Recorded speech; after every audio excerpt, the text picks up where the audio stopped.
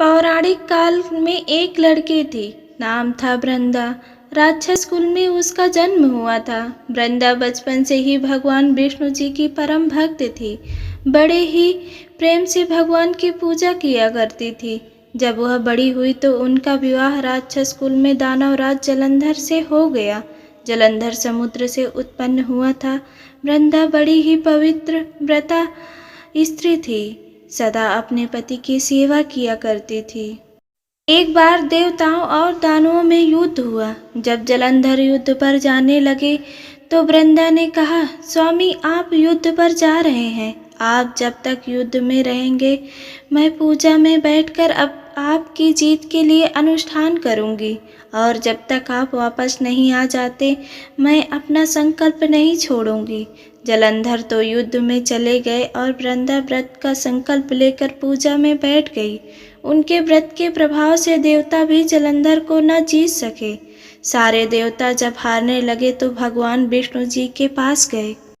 सबने भगवान से प्रार्थना की तो भगवान कहने लगे कि वृंदा मेरी परम भक्त है, मैं उसके साथ छल नहीं कर सकता। पर देवता बोले, भगवान दूसरा कोई उपाय भी तो नहीं है, अब आप ही हमारी मदद कर सकते हैं।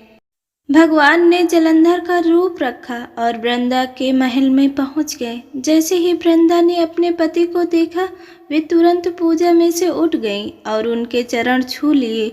जैसे ही उनका संकल्प टूटा, युद्ध में देवताओं ने जलंधर को मार दिया और उसका सिर काट कर अलग कर दिया। उनका सिर वृंदा के महल में गिरा। जब वृंदा ने देखा कि मेरे पति का सिर तो कटा पड़ा है, तो फिर ये जो मेरे सामने खड़े हैं ये कौन है? उन्होंने पूछा, आप कौन हैं जिसका स्पर्श मैंने किया? तब भगवान अपने रूप में आ गए, पर वे कुछ न बोल सके। वृंदा सारी बात समझ गई। उन्होंने भगवान को श्राप दे दिया, आप पत्थर के हो जाओ। भगवान तुरंत पत्थर के हो गए। सभी देवता हाहाकार करने लगे। लक्ष्मी जी रोने लगी और प्रार्थना करने लगी। तब वृंदा जी ने भगवान का श्राप विमोचन किया और अपने पति का सिर लेकर वे सती हो गई।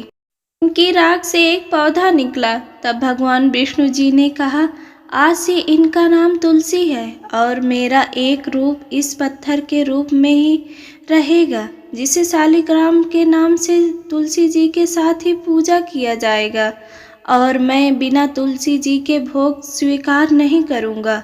तब से तुलसी जी की पूजा सभी करने लगे और तुलसी जी का विवाह शालिग्राम जी के साथ कार्तिक मास में किया जाता है।